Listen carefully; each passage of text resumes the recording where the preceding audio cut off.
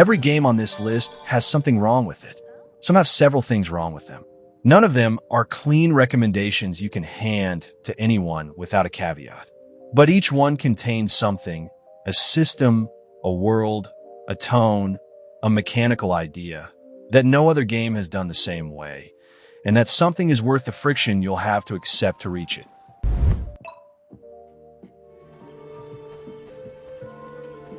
Drakensang the Dark Eye came out in 2008 from a German developer working from the rules of a German tabletop RPG system that most players outside Central Europe had never encountered. And the result was a classic RPG with more mechanical depth than anything released in the same year was attempting. The Dark Eye rules set in continuous development since 1984 and producing one of the most played tabletop games in Europe, gave Drakensang a character creation and progression system with genuine breadth. Attributes, skills, talents, magical traditions, and combat styles that interacted in ways that rewarded planning the kind of character you wanted to be before you started playing. The world reflects the source material's age and complexity. Aventuria has decades of established lore that the game doesn't explain because it was written for an audience that already lived there, and new players will encounter political history that requires either external research or tolerance for context they don't have.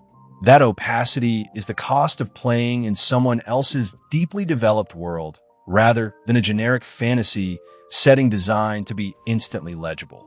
The combat is turn-based and slower than others, which is either a quality or a problem, depending entirely on whether you find tactical depth in the pause and plan rhythm or frustration in the tempo. Drakensang never sold enough in the West to fund a third entry, which closed a series that was just finding its footing. The sequel, The River of Time, is actually the better game, but this is where the world opens.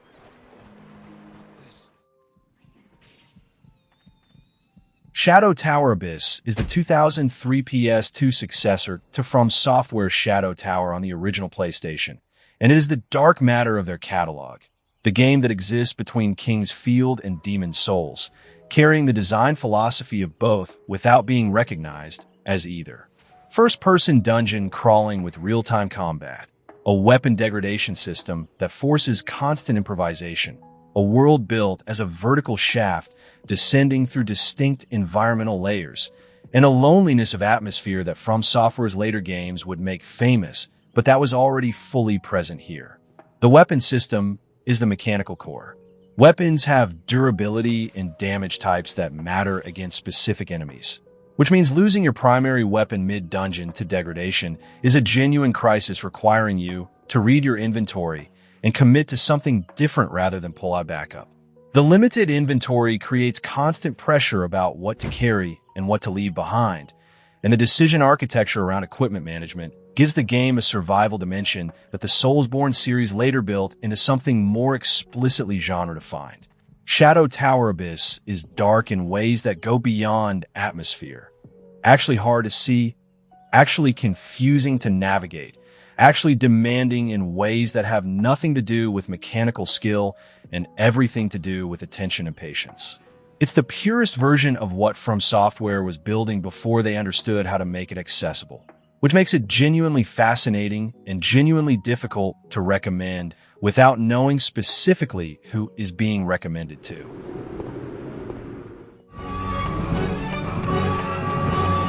Infinite Undiscovery is a tri-ace action RPG that received reviews suggesting it was a mediocre addition to a crowded genre, and those reviews were describing something real. The game is uneven, the protagonist is written as actively irritating in the early hours, and the story takes a long time to justify the investment it's asking for. None of that is fabricated criticism. The game earns it in the first 6 hours in ways that make it genuinely difficult to recommend without qualification. What the first 6 hours are also doing, if you look past the protagonist flailing, is building an action combat system that rewards spatial awareness and character positioning in ways that most action RPGs don't bother with. The party link system of connecting to party members to share buffs and coordinate abilities creates a tactical layer beneath the real-time combat that gives engagement with your companions a mechanical reason rather than just a social one. The music-based abilities that you use through the flute add a tonal peculiarity that nothing else in the genre was doing. The game finds its footing around the midpoint and doesn't let go. The protagonist becomes tolerable, the stakes clarify, and the combat system by then has had enough room to develop that the back half feels like a different game from the opening. Infinite Undiscovery is the specific kind of flawed RPG where the recommendation has to come with a timer. Push through to hour 7 before deciding. Amazing, their similarity. Done. To tell the truth. Resonance of Fate is a 2010 tri-ace RPG with a combat system so mechanically specific that the tutorial takes over an hour to complete and still doesn't fully prepare you for what the combat eventually demands. The system involves managing the trajectory of characters sprinting across a battlefield while firing weapons, with damage split between scratch damage that accumulates and direct damage that converts it, requiring that you finish scratch-damaged enemies with the right attack before they heal it. That description sounds complicated because it is, and the game gives no forgiveness period in which to be bad at it. What's on the other side of that difficulty curve is one of the most satisfying combat systems in the genre. Once the choreography clicks, once you're building sprint lines that cover scratch damage across multiple enemies and positioning your third character to deliver the finishing direct hit, battles feel like something you're conducting rather than executing. 3 characters in trench coats, sprinting through gunfire in slow motion while you manage the tactical geometry has a specific quality that they never replicated in anything else they made. The story is told through fragmented vignettes that deliberately withhold context, which is either a bold narrative approach or an excuse for minimal exposition, depending on your patience. The world is a steampunk city built on a giant machine that processes toxic atmosphere.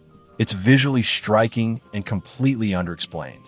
Resonance of Fate is a game that trusts you to find the systems interesting and doesn't spend much effort on anything else. If the combat grabs you, it grabs you for the full runtime. If it doesn't, nothing else will compensate. That was your mistake.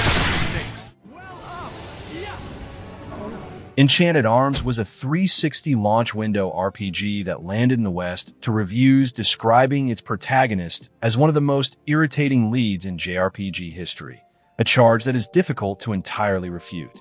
Atsuma spends the early game being aggressively incompetent and self-pitying in ways that the writing treats as endearing rather than recognizing as alienating. That characterization is the most common reason players abandon the game before reaching the parts that justify continuing. The Golem collection and combat system is the thing worth continuing for. Over 100 collectible golems with distinct abilities assembled into a party grid for tactical combat.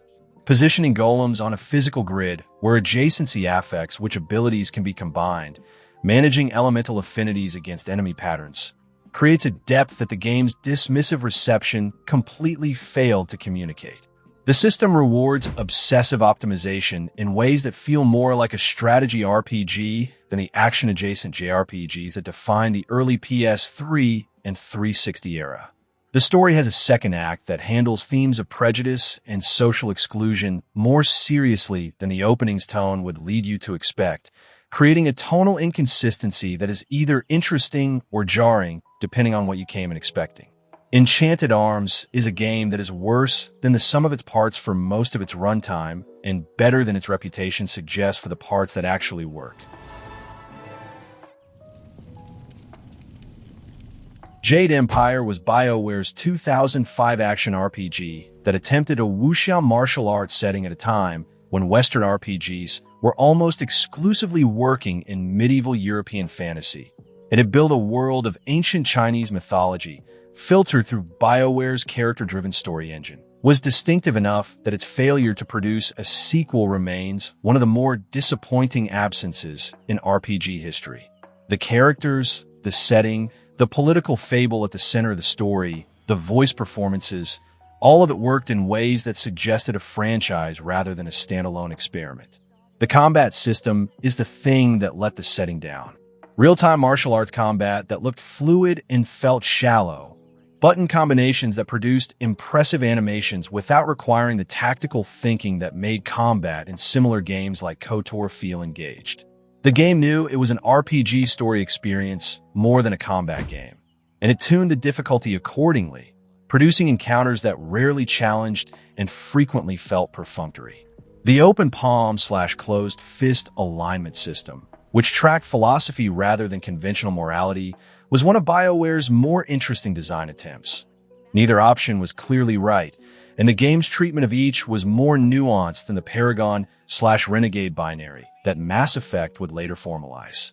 Jade Empire's story and world deserved better combat, and better combat would have produced a franchise it was clearly designed to begin. Anachronox is a 2001 PC RPG from Ion Storm that took the turn-based JRPG format, transplanted it into a science fiction noir setting with a down-and-out private detective as the protagonist, and wrote dialogue that was genuinely funny at a time when RPG writing was generally taking itself very seriously. Sly Boots and his cast of companions, including a planet that joins your party as a miniaturized member, navigate a story about ancient alien technology and galactic political intrigue with a tone that sits somewhere between Douglas Adams and classic point-and-click adventure games. The combat system is competent turn-based JRPG with a specific addition of taunt abilities that manipulate enemy targeting, a small feature that adds a tactical dimension the format doesn't always have. The skill system is simple enough that it doesn't require dedicated optimization, which keeps the mechanical focus on exploration and story. That lightness of system relative to the weight of the writing is itself a design choice. This trusts its world and its characters more than its mechanics, and the mechanics are honest about being secondary. The game crashed Ion Storm Dallas's reputation because it shipped incomplete and bug-ridden after years of development, and the studio closed before any of that could be addressed. What shipped was still a remarkable artifact. A fully realized science fiction universe with genuine wit and a cast of characters that deserved sequels the developer never survived to make. Anachronox is a game you play for the writing and tolerate the rest for, and the writing is good enough to make that trade work. Gothic 3 was released in 2006 in a state that Piranha Bytes themselves have since acknowledged was not finished, and the version that shipped is rough in ways that range from forgivable to genuinely broken, depending on which area you're in. The game-breaking bugs in the original release have been addressed by community patches that most players now use by default, and with those patches in place, what's underneath is the most ambitious Gothic game the series produced. A world 3 times the size of Gothic 2, with 3 complete regional environments, a full faction war running in the background, and a moral weight to the choices about how that war resolved. The open world without level scaling is both the game's best quality and its most punishing feature. Walking into the wrong region too early ends in immediate death, and the game provides no clear indication of which regions are wrong. That discovery through failure is Piranha Bytes' signature, and it produces a specific relationship with the world: caution, observation, learning from deaths rather than reloading through them. That feels like genuine exploration rather than content consumption. The faction system is the narrative heart.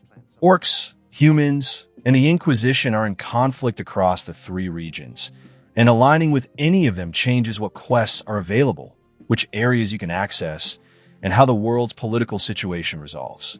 Gothic 3 is a game about consequences at a scale that most RPGs simulate rather than model, and the community patch version is the right way to experience those consequences now.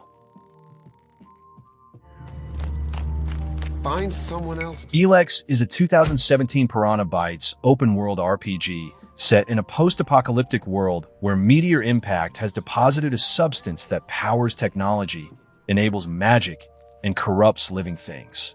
The studio was working from the Gothic lineage, deliberately hostile early game, NPCs who will kill you on sight if you're not prepared, a world that does not scale to your level and does not apologize for that.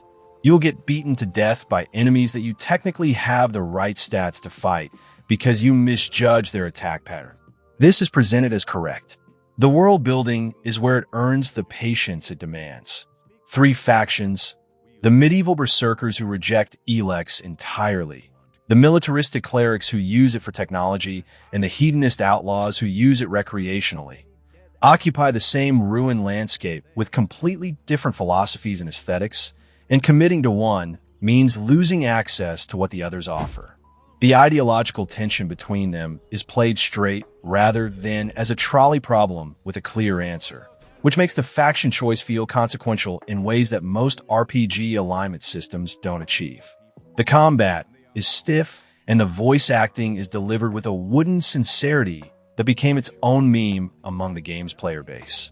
Neither is a deal breaker once you accept that this is a Piranha Bytes game with all that implies. Rough edges, deep systems, a world that feels like it existed before you arrived and will continue after you leave. A sequel exists and is smoother. The original is more interesting. Two Worlds 2 is the sequel to a game that was mocked so thoroughly on release that its own marketing eventually leaned into the joke, and it arrived in 2010 carrying that baggage into a product that was actually substantially better. The magic system alone, where spells are constructed by combining cards representing different elements, effects, carriers, and modifiers into custom castings, is one of the most flexible magic systems any open-world RPG has shipped, and the game gives you enough cards and combination space that building and testing spell loadouts is its own extended project. The open world has a pirate archipelago feel that distinguishes it from the landlocked fantasy settings most contemporaries were using, and the naval elements, boat travel between islands, the geography of the ocean as a design space, gave a world a feeling that made exploration feel like it was going somewhere. The faction system and the crafting depth added further layers that the game's budget and its predecessor's reputation conspired to keep invisible. The writing is not good. The voice acting ranges from serviceable to memorable for wrong reasons. Two Worlds 2 is a game with a specific kind of gap between its best systems and its worst elements. The magic system is better than most AAA games' magic systems, and the writing is worse than most indie games' writing. Whether the gap is navigable depends entirely on how much you value what's in the good column. So you're looking... The Last Remnant was Square Enix's 2008 attempt at a fully real-time, large-scale battle system, where you commanded multiple units simultaneously in engagements that could involve dozens of participants on each side. The Union system, where multiple characters grouped into squads fought as coordinated units, with the player issuing high-level commands to each union rather than directing individual actions, was attempting something most RPG combat never tries: the feeling of commanding a battle rather than winning a fight. When it worked, it produced engagements that felt more like tactics games than JRPGs. When it didn't work, which was often in the original Xbox 360 version, the system produced confusion about why certain outcomes were happening and frustration about the limited control available. The morale mechanic, which affected what commands were available to each union, was unclear enough that new players frequently degraded their tactical position without understanding why. The PC version introduced individual character control as an option, addressing some of this at the cost of the system's original ambition. Rush Sykes is one of the most actively disliked JRPG protagonists in recent memory, and the criticism is fair. The surrounding cast is stronger, and the world, built around ancient weapons of enormous power called remnants that city-states fight wars to control, has a mythology the game deploys unevenly, but that has more depth than the runtime fully explores. The Last Remnant is a game with a great idea and a difficult execution, and the idea is good enough to make the execution worth navigating. Lose our chance to find Shahid. Alpha Protocol is a spy RPG from Obsidian that came out in 2010 and was immediately dismissed for its shooting mechanics, which were legitimately bad. The gunplay felt imprecise in ways that a cover-based action game cannot afford, and the critical consensus landed on that flaw and stayed there. What the coverage largely missed was that the shooting was almost beside the point. Alpha Protocol is the most sophisticated dialogue and consequence system ever built into a spy fiction game. One where your reputation with every faction and character was tracked, where information gathered in one mission changed what was available in another, where the same conversation produced different outcomes depending on what the other party believed about you. The dossier system, which let you research characters before meeting them and use that research to shift conversations in your favor, made the fiction feel inhabited. You weren't just talking to people. You were managing relationships across a web of factions with their own agendas, and understanding those agendas gave you leverage. The game tracked things most RPGs treat as decorative. Who you've been seen with, what information you'd leaked, which side you'd appear to favor. Those variables fed back into mission parameters and NPC behavior in ways that replays revealed new arrangements of consistently. The shooting can be mitigated with the right build. Investing in pistols or submachine guns early makes the action segments functional. But the honest answer is that Alpha Protocol asks you to tolerate imprecise gunplay in exchange for the best consequence system an RPG has built. The players who made that trade tend to remember it as one of the most genuinely reactive games they've played. Unlimited Saga is the most hostile game Square Enix has ever shipped to a general audience, and it shipped as a mainstream PlayStation 2 release with Final Fantasy branding in proximity to its title. The board game combat, the roulette-based skill system, the complete absence of conventional RPG feedback loops, the tutorial that explains the mechanics in terms that require you to already understand the mechanics. All of it was real, all of it was intentional, and almost none of the people who bought it in 2003 expecting a Final Fantasy-adjacent JRPG were prepared for what they found. What they found, if they stayed, was Akitoshi Kawazu pushing his Saga series design philosophy further than any commercial context should have supported. A deep, strange, mechanically alien RPG that asks players to reconstruct its logic through repeated engagement rather than tutorial explanation. The skill panel system, where abilities are learned through adjacency to activated panels on a character grid, rewards planning in ways that only reveal themselves across multiple playthroughs. The 7 separate protagonists with completely different campaign structures create a game that is genuinely different depending on who you choose.